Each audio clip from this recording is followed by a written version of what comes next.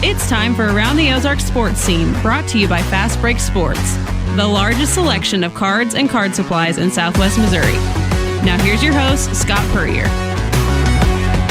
Welcome in to another edition of Around the Ozarks Sports Scene. I am Scott Puryear. As always, thank you for listening. And we start off each episode with our What to Watch segment, where we kind of tell you some things we're watching this week and this weekend in the wide world of sports here in the Ozarks and beyond. And, of course, it all has to start with March Madness. It's here.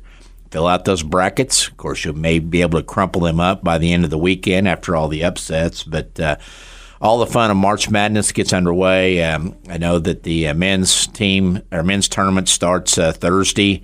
Wall-to-wall basketball Thursday, Friday. The women's tournament kicks in as well this weekend. Should be a lot of good TV viewing time for basketball fans out there. The Missouri State Lady Bears, they'll be playing in the new Women's Basketball Invitation Tournament, the WBIT. They were a heartbreaking loser in the Arch Madness women's tournament up in Quad Cities in that area. In the finals of the Valley Conference championship game, playing Drake, Missouri State was down 14 late. Battled back, got it even again, took the lead on a Lacey Stokes running floater with 2.6 seconds left. And darn it if Drake doesn't go down and hit a shot at the buzzer to win it and earn the automatic bid in a 76-75 win over the Lady Bears. So just a crusher from Missouri State. It had been so awesome to see them get to the big dance. Their time will come as long as they can keep Beth Cunningham around. It is coaching shopping season. And Beth Cunningham, with what she's done in 2 years at Missouri State, is probably going to get some calls from some of the Power 4 conferences. We say Power 4 now. We have to get used to it because it used to be Power 5. Of course, with the Pac-12 disbanding now, we're down to 4 major conferences there. So the Lady Bears will head to Champaign, Illinois to take on the University of Illinois Thursday night at 6. It's a game you can watch on ESPN+. It's an Illinois team that was 16-17 in the regular season. Lady Bears are 23-9. It's a 32-team field in the WBIT. So we'll see what the Lady Bears can do in their postseason. Of course, the basketball Bears are looking for a head coach. Dana Ford was let go by Missouri State. That search has gone on now for about a week and a half. At the taping of this podcast, Missouri State's Board of Governors were scheduled to meet, I believe, on Wednesday in closed session. So maybe we've got some finality on who the next Bears coach is. 2 names we keep hearing: Rodney Perry, the former Bear that is an assistant coach at Kansas State, and then Ben McCollum, the head coach at Northwest Missouri State, who's just had a tremendous run up there with his Bearcats. Couple national titles. They're in the regional finals again, and so a good hire. Either way, either one of those guys do a great job. Lastly, the baseball Bears, they are at Oklahoma State at this taping in a non-conference game, taking a 9-9 record into that, trying to get things righted here after 4 losses in a row, but they've got a big Missouri Valley Conference series at Indiana State Friday through Sunday, so keep an eye on that. Of course, this is Keith Gutton's final season of a 42-year great career as the Missouri State head coach, and big conference series at Indiana State this weekend. Special guest with us today is the head coach of the Evangel Valor. He is Bert Capel, and his team is headed for the NAIA Sweet 16 this weekend in Kansas City. Bert, thanks for joining us. Yeah, I appreciate it, Scott. Thank you for having me. You betcha. And I know that a lot of excitement on campus basically all season, with the last year of the Ashcroft Center and the kind of the hoopla around that and just a great final day there with the last dance. And you had a big crowd on that day in late February. I believe it might have been the 29th of February. And clearly you guys just taken that momentum from that day and kept going.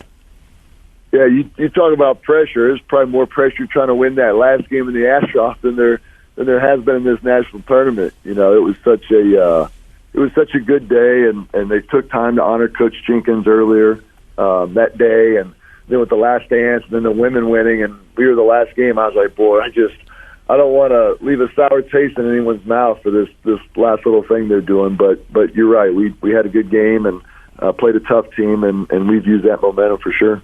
Well, and I think about it now, and just all the alums you had in the building for that game, and that maybe haven't been back to a game in a while, and it was historic for them to come back, and they're going to see the current Evangel product on the floor, and this guy that replaced Jenkins, and you got the number 2 team in the country in. What pressure, huh? yeah, that's exactly right. It was easy. It was easy. Exactly, yeah. And now you had a shortened stay in your conference tournament, right, after that? Yeah, so we played the 5 seed. We ended up coming in as the 4 and played the 5, and then, I had gotten upset by them. And, they were hot. They had won, their last 8 or 9 games in a row, and we knew it. And, we've it's kind of funny. This whole year it's had its challenges, its ups and downs a little bit with a very experienced team. It's, we were just trying to figure it out the whole year. We knew we had a chance to be good, and we're beating good teams and then losing to teams we shouldn't. And, we came into that game, and we felt like if we came into that game, we were in the tournament for sure. We had beat some good teams. We got hot at the end. And, I don't know if it was pressure or just a moment or what goes on, but we didn't play well, and they played really well, and they found a way to beat us at the end. And, that stung a little bit. We felt like that we were good enough to beat them, and if we did, we were going to play Oklahoma Wesleyan again, that number 2 team in the country that we had just played for the last game in the Ashcroft, and we had just beaten them. So we felt like that, we had a good chance to beat them again at their place, and never really made it that far. But, the time off probably helped us a little bit.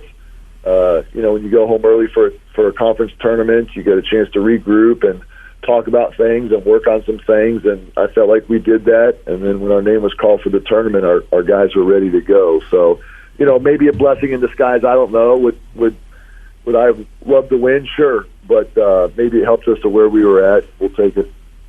And that was where I was going with the next question. You see a lot of times that at the Division I level, those teams that go out earlier than expected in their conference tournament get a little time to catch their breath and kind of refocus, and it kind of brings them back in line a little bit, and maybe that's what's happened with your group now. Yeah, you could be exactly right. It's funny. It reminds me, so in 2002, when I played at Evangel, we had a good year. We were undefeated up until the last regular season game. We went to C of O and ended up losing. And I remember in the locker room, because, we had won 27 straight and number 1 team in the country. And we're like, the whole year you just thought we're just going to win all the games and win a championship. It's all going to be good. And then when we lost that last game, it was almost like, man, I can't believe we lost. Maybe we are vulnerable.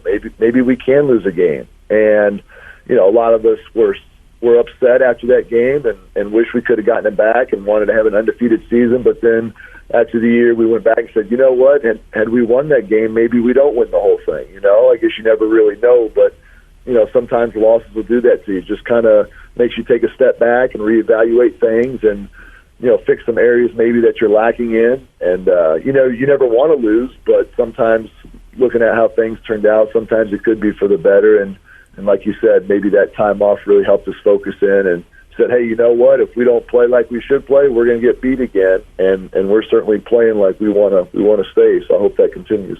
So you get into the tournament as an at-large. You open up. You knock off the number 2 team in the country, Florida Memorial.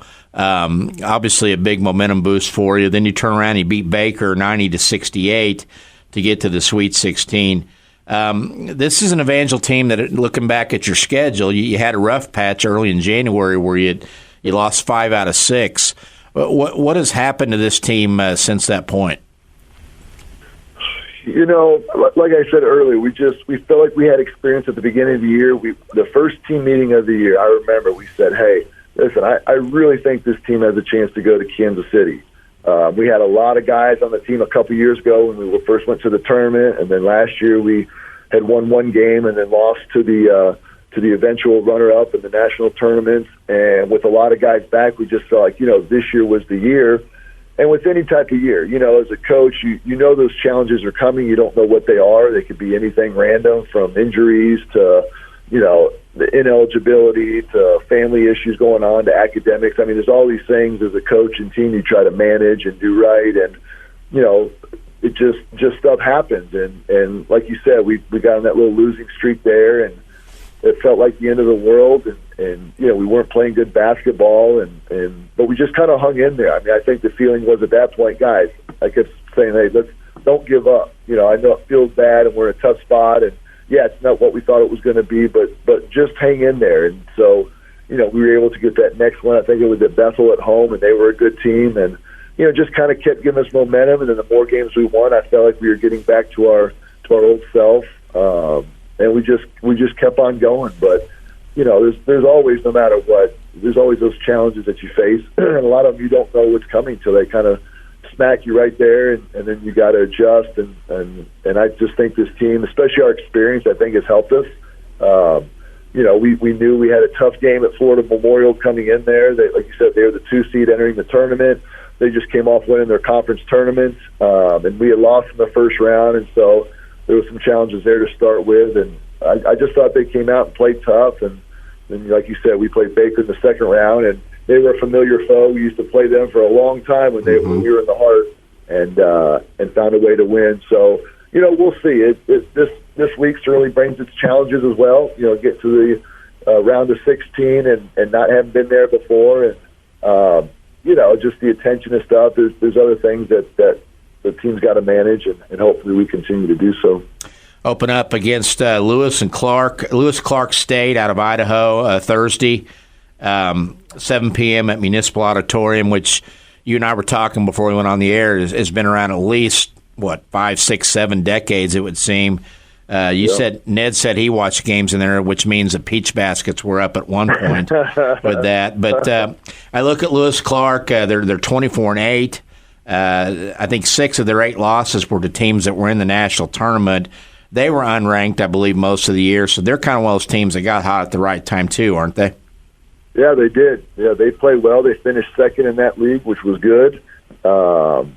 And then they eventually lost to a hot Oregon Tech, who ended up winning the whole conference tournament. So, you know, they got 3 really good teams in that conference that all made the tournament. I believe 2 of them are still in there. But, yeah, I mean, it's the same thing. I told our guys, listen, it doesn't get any easier. It gets harder. You know, the farther along you go, the harder it gets. And at this point, you know, the seeding doesn't really matter. I mean, even the seeds that you think are lower that maybe didn't have a great regular season, they're playing their best at this time. And so, you know, I feel like we're playing good basketball, and they're certainly playing good basketball, and you know, we're going to have to, like we did the first 2 games. Here's our game plan. Here's what we're looking to do. Let's find a way to implement it. Let's execute. Let's be tough, and you know, we'll see what happens. But yeah, Lewis Clark, good team. They're coming in from Idaho, and so yeah, it'll have its challenges as well. Let's talk about some guys on this team that are kind of your leaders, your guys that have been stepping up big throughout the year. I know Josh Pritchett, the guard out of Rolla, is one of them that you guys lean on pretty heavily, isn't he?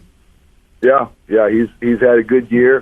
He was Player of the Year last year in the Heart, and you know, changing conferences, we knew those were going to have its challenges as well. And you know, he probably started a little slower than what he wanted to, but he's picked it up these last 12, 13 games, and he's been a great leader. He's helped us for sure. He stepped up big in that first round game against Florida Memorial.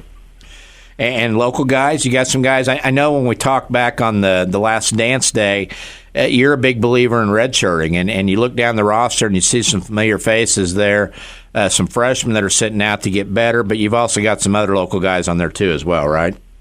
Yeah, Garrett DeVault, he's been good. He's a Norwood kid. He won a state championship a couple years ago, and we felt like he was a good player and a good piece to add at the time. And you know, he had a good freshman year and has had an even better sophomore year, and he stepped up and had 30 in the last game we played Baker. I mean, he did a good job of getting after it, and we needed that. We had a couple of guys get in foul trouble, and you know, the good thing about this team is we're not really heavily reliant on one person. You know, we kind of share the load with a few people, and so if foul trouble and poor shooting nights or something happen, we feel like we got some guys that can pick it up. But yeah, Garrett's had a solid year and a good tournament so far.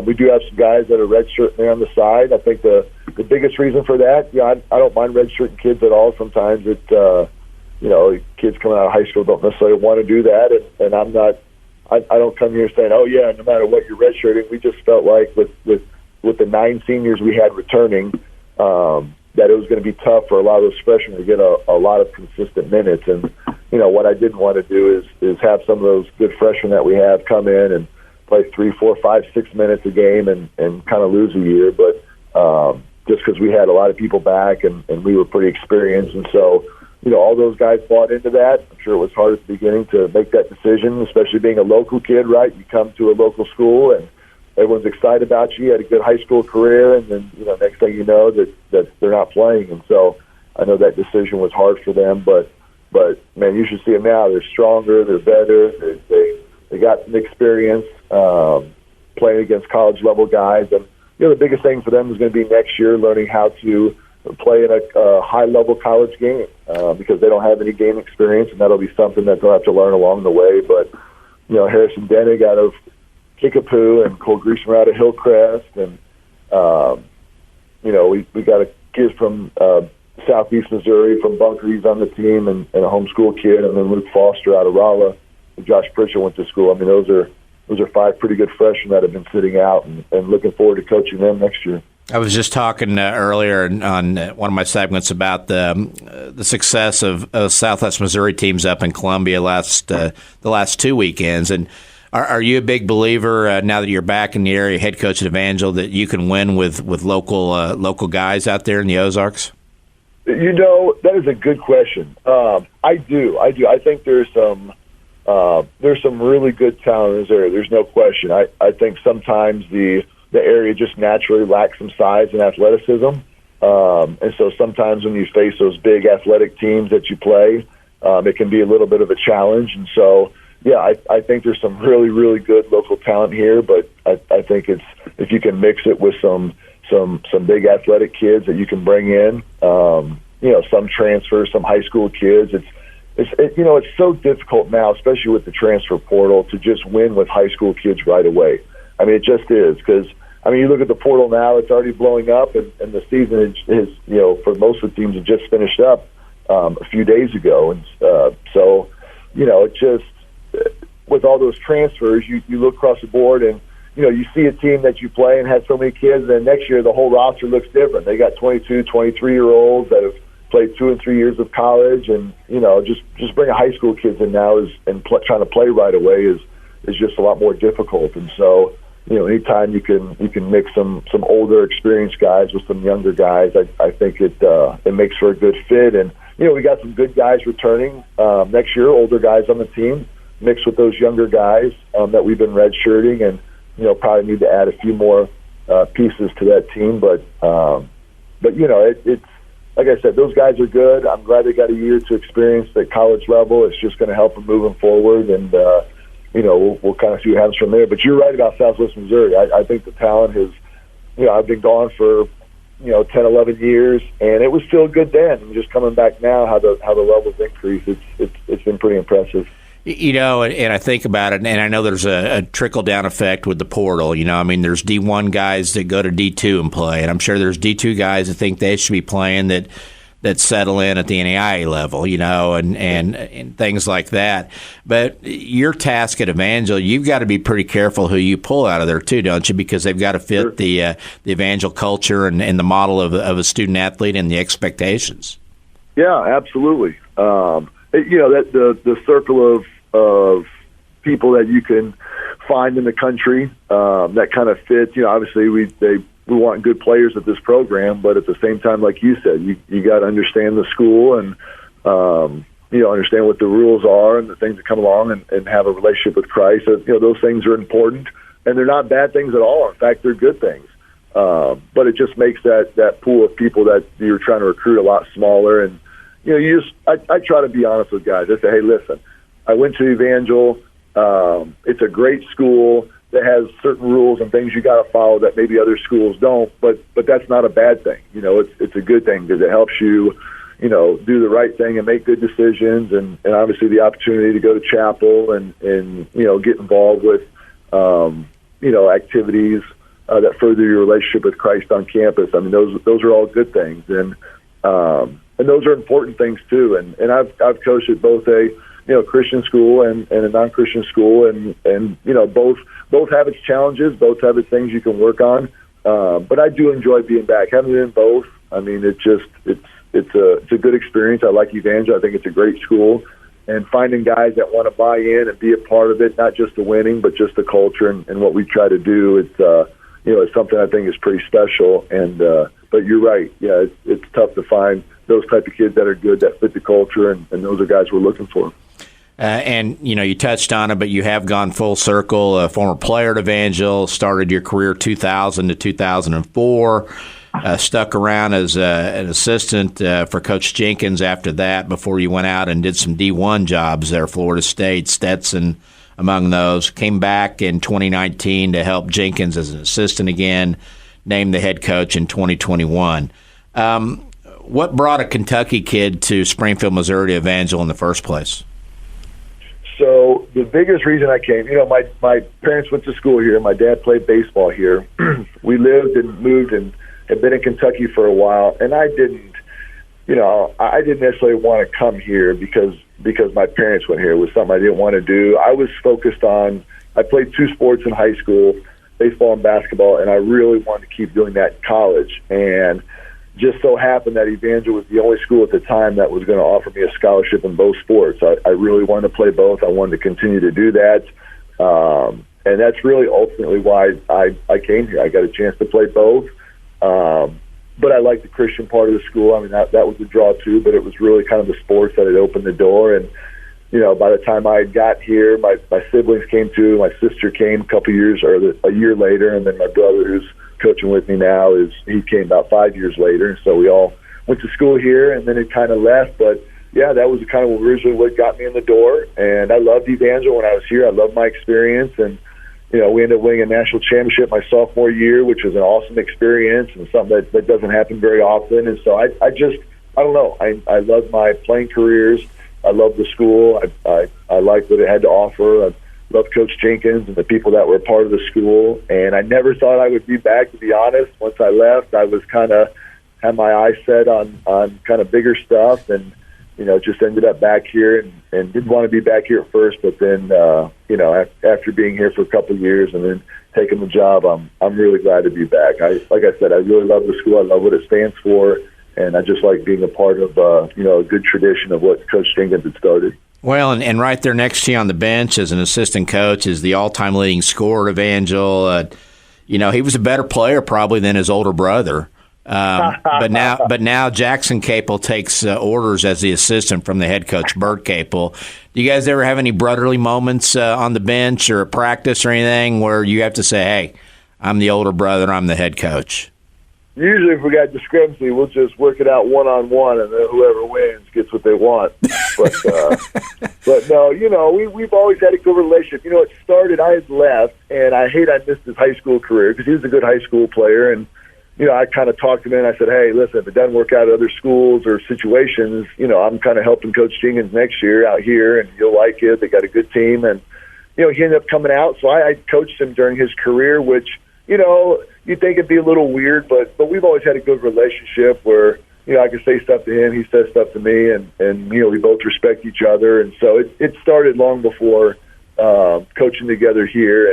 And, after he graduated, I left and went to Florida State, and he had played overseas, and we both kind of said, hey, if one of us ended up coaching somewhere, maybe the other one could go help him. And, it just so happened when I come back here and Coach Jenkins had ended up retiring, and they were blessed enough to offer me the job. I told Jackson, I said, hey, here's our chance. Let's go back to Evangel. And he was all about it. So, it's fun. It's fun coaching and working with him. It really is. I'm glad he's nowhere else. I'm glad he's here. He does a great job with the guys, very knowledgeable, and a lot of experience overseas and stuff has helped our guys, manage some of that stuff now, and those that are interested in playing afterwards, he'll help them with that. But yeah, it's if we can just get my sister back in town, that would be the icing on the cake, but that's going to be a little harder. So well, and the Bert Capel I remember was just scrappy as all get out, for Evangel, and you knew your role, and you didn't mind sticking your nose in whatever nook and cranny you needed to, and And is that the kind of player that you kind of like? Do you kind of gravitate toward the Bert Capel types now? I do. It's funny you say that. When I first got here, like any high school kid, right, you want to be the man, and you're going to score, and you're going to, and, I didn't realize how good the team was when I had gotten here.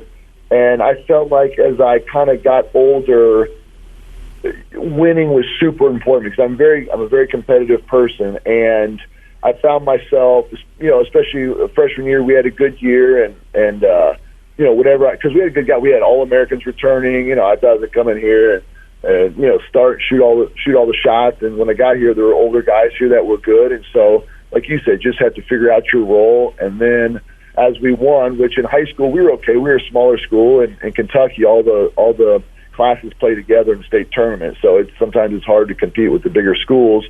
So winning was tough, but then when we got here and won, I just kind of fell in love with winning. Like, hey, whatever I got to do to help win, if I got to guard the other team's best guy or pass up an open shot or get all the rebounds or whatever it has to do, I just want to win. And I feel like as I got older, it was just like, hey, winning is not easy. You think it's easy because sometimes you do it a lot, and then all of a sudden you lose some better players or situations happen, and then you start losing some games or not winning like you thought. And I don't know. I liked winning. I'm competitive and whatever it took to win. And so, I like you said, I tend to gravitate those guys. I want guys that are tough, that aren't going to give up, that are going to play hard and work hard. And because I just believe if you have those guys, then you're tough to beat. Because, you may struggle to shoot the ball sometimes, or you may be a little undersized, or you may not be as big and athletic as some other people. But if you got guys that are tough and they play together and want to win, it can take you a long way. So, I tend to gravitate towards those guys for sure. Because you want to be in the foxhole. I'm like, guys, let's go. Let's get after it. And honestly, that is the hardest thing about coaching, I feel like. Till you get into it, is as a player, I feel like I can go out there and I can control the game as much as I can, right? I can guard the team's best guy and find a way to get stops and hit a big basket when we need it. But now as a coach, you sit there and, you just tell the guys what to do, but you can't go out there and do it. And sometimes it gets frustrating because you just got to sit there and watch it, motivate them and encourage them and come up with a game plan, and you're just sitting over there kind of watching it. So that's been the hardest thing, I think, with coaching is not playing. But just trusting those guys to make good decisions and for sure. We talked about what a special day it was, the last dance, the last game at the Ashcroft Center, sellout crowd, a lot of alums in the building. Evangel moving to the Valor Center right across the street next year. But I think a special moment for all of us was seeing the new court named after Coach Steve Jenkins. I've had a 40-year relationship with the guy. He's one of my favorite people on the planet, and I just wanted to ask you, what did that moment mean to you, and what has Coach Jenkins meant to you in your career? Yeah. Well, I think part of the feeling from a lot of alum was like, when that new arena gets built, we got to put Coach Jenkins' name on there, just because the impact he's made and how long he's been here and the success that he's had. And and I told Coach Jenkins this, what I thought was really special with him and what he did at Evangel was, especially with coaching now, there's the coaching carousel, right? People getting fired and going to different jobs and wanting better jobs. And not that there's anything wrong with that, because I've been in that before. But I think what made Coach Jenkins special is he probably could have taken other jobs with the success he had, but he wanted to be here and wanted to stay, and it didn't matter how many years later I was gone or where I was at. I feel like I was always connected to Evangel because Coach Jenkins, who my coach was still the coach there. And I would call him every once in a while and check on him and see how the team's doing. And, had there been 2 or 3 coaches during the time that he was the coach there, I'd probably lose a little bit of that connection to Evangel because I don't know the new coach and I don't know what they're doing. And, are they running the same stuff and the same system and the expectations? And so, I just felt like he was a staple for so long. That's why you saw so many guys there, because he had been there for 40 years, and he coached them and then some of their kids, and just being at Evangel, people would come back and see a game or visit the school, and there he was on the sideline doing the same thing. And so I just thought it was really cool that the school would honor Coach Jenkins and to put his name on the floor so that way his legacy can continue on. And Yeah, he's been great to me. I mean, he came and recruited me, and I got to Evangel, and like I said, just the way he coached and his level of expectation is something that I try to do with my own life, and then now as the coach, trying to keep that up. And we still run and do some of the same stuff Coach Chingman's did. I wanted to keep that as an Evangel thing, and so we still do some of the stuff that he has done in the past. And just a great moment for him to be honored, and hopefully we can just kind of keep that going. What can you tell us about the Valor Center when it opens? Maybe the big difference between it and the Ashcroft Center was, was it an old airplane hangar? I think because it was louder than all get out, and it was hotter than all get out, always in there and stuff. What kind of advantages are you going to lose going from one to the other? And just kind of tell us more about the Valor Center as well. Yeah, no, I think everyone's excited for the Valor Center. I mean, it's new. It has all the updated stuff. Have film room and nicer locker rooms and offices, and the seating will be pretty much like a bowl all the way around with video boards. I mean, it'll be really, really nice. The school's doing a good job. When it first is being built, we kind of everyone's excited about it. You say it's exciting, but you kind of hope that the same feeling and the atmosphere and loudness of the Ashcroft will somehow translate to the new building. Yes, it'll be nicer and newer and all updated, but there's something on game days in the Ashcroft when you get there. Just the smell of it, the popcorn with the band playing, and it being loud in there. Those are things that will be hard to replicate. And not that you want to try to exactly replicate what the Ashcroft was, because it's unique, but you just hope the new place has its own feeling that when people go to it, they enjoy it.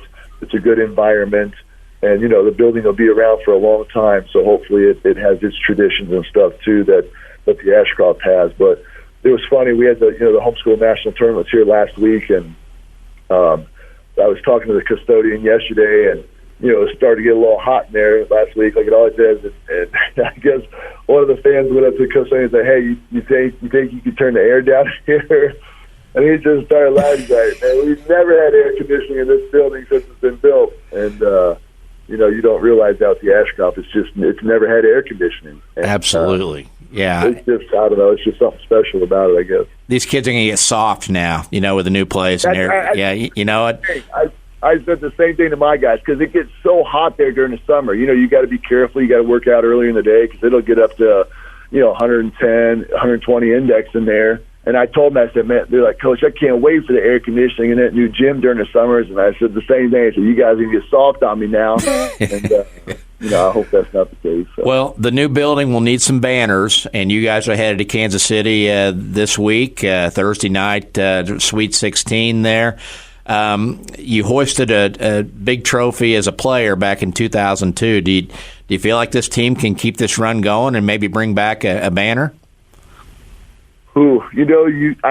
I would say probably yesterday was the first time I kind of thought about that. You kind of take it one game at a time, and we've been so kind of in our bubble of, hey, we got to find a way to get this win, and how can we do it? And then we move on to Baker, and then now you got Lewis and Clark and Sweet 16. How do you handle it? And honestly, at least I personally, I can't speak for the team, but I haven't really thought that far ahead. It's kind of crept in there, but as it is, you can't win that. Get that championship game and win a banner unless you win this next game. And so, we'll see. I think our team is close enough and experienced enough and tough enough that we got a chance.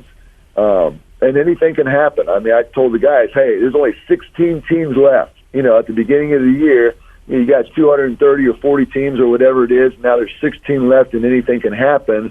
But you got to go out there and take it kind of one possession at a time, and adjust and do our thing and guard on one end, find ways to score on the other. And if we just keep doing that, we'll give ourselves a chance. But, the longer you go, the harder it gets. And there's some really, really good teams that are still left in this tournament. And, we'll kind of see what happens. Maybe one of them gets upset along the way, and, we get lucky enough to win a couple more, and who knows what can happen. But I hope we come out and just play well, play hard, on Thursday, and just kind of see what happens from there.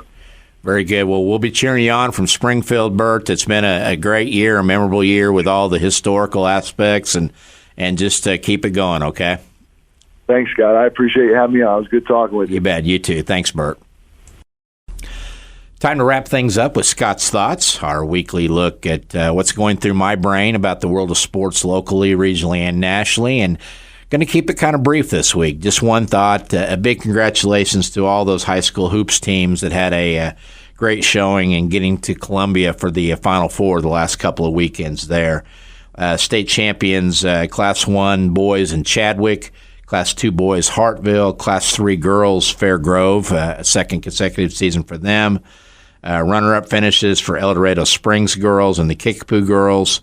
Third place finishes for the Rogersville boys, the Marshfield girls, and the Central boys in Class 6 there, which is their first trip to the Final Four in about 5 decades. So congratulations to all those teams. Hats off to the coaches and the great job they did. Leslie Hanchy, the Kickapoo coach, first-year assistant, was a guest of our podcast back in the start of the winter there. A phenomenal job with her Kickapoo team, and really a tough situation there with the medical emergency suffered by their opponent's coach the night before they played him in the state championship, Incarnate Word's coach. And to be able to rally your kids mentally and emotionally and be able to play a team that was certainly fired up was a big deal. So congratulations to all of our teams. That's going to do it for this week's Around the Ozarks sports scene. Special thanks to Fast Break Sports, our sponsor. We'll see you next week.